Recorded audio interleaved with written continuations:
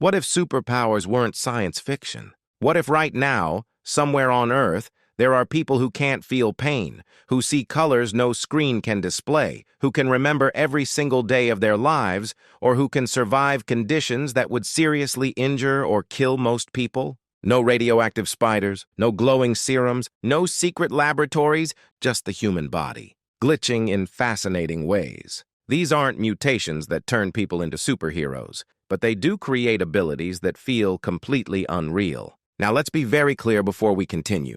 None of these conditions are fun. Many come with serious risks, chronic pain, or life-threatening complications. But if you isolate the ability itself, the raw function it creates, it's impossible not to notice how close real life can come to comic books. Today, we're breaking down real diseases and genetic conditions that accidentally give people superpowers, how they work, and why evolution sometimes allows them to exist. Let's start with one of the most terrifying and misunderstood abilities of all.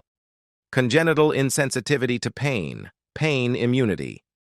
Pain is one of the most powerful sensations humans experience.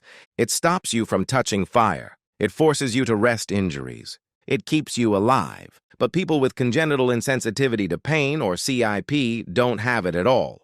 They're born with defective or missing pain receptors, meaning their nervous system never sends pain signals to the brain. They can bite through their tongue without realizing, walk on sharp objects, break bones, and keep moving. To an outsider, this looks like invulnerability, but pain isn't a weakness. It's a survival tool. Children with CIP often injure themselves repeatedly without noticing. Burns, fractures, infections, and internal bleeding can go untreated because the body never sounds the alarm. Many must be constantly monitored just to survive. So while pain immunity looks like a superpower, it also shows why evolution made pain unavoidable. Hyperthymesia, perfect memory. Most people forget the majority of their lives. Entire years vanish.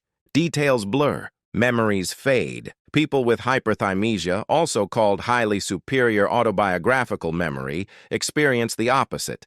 They remember nearly every day of their lives in extreme detail. Dates, conversations, emotions, even the weather on a random Tuesday 15 years ago. Their memories aren't rehearsed, they're automatic. This is essentially perfect autobiographical recall, something scientists once believed was impossible. But here's the cost. They can't forget trauma. They can't forget loss. They can't forget embarrassment. Bad memories replay with the same emotional intensity as when they first happened. For most of us, forgetting is a mercy. For them, the past is always present. Tetrachromacy, seeing more colors than humanly possible. You see the world through 3 types of color receptors, red, green, and blue. That's trichromatic vision. But some people, mostly women, have 4. This condition is called tetrachromacy. Instead of seeing around 1 million colors, tetrachromats may see tens or even hundreds of millions. To them, color gradients appear richer. Shades you think are identical look completely different. Subtle changes jump out instantly. This is literal supervision. The strangest part? There's no way to show you what they see. Your eyes might capture the light, but your brain can't process it. They're living in a version of reality you can never experience. Myostatin deficiency, super strength.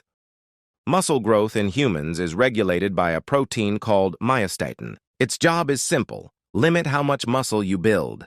Some people are born with mutations that drastically reduce myostatin production. The result? Muscles grow larger, stronger, and denser with minimal effort. There are documented cases of infants with visible muscle definition, children lifting furniture effortlessly, adults with extreme strength without training.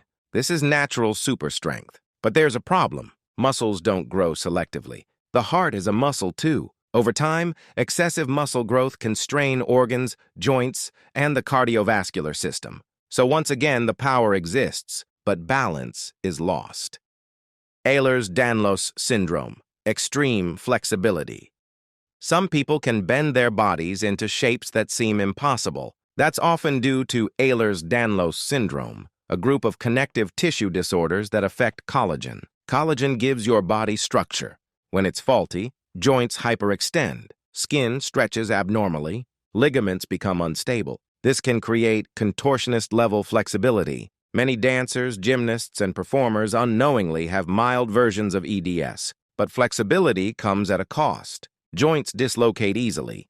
Chronic pain is common. Organs and blood vessels may be fragile.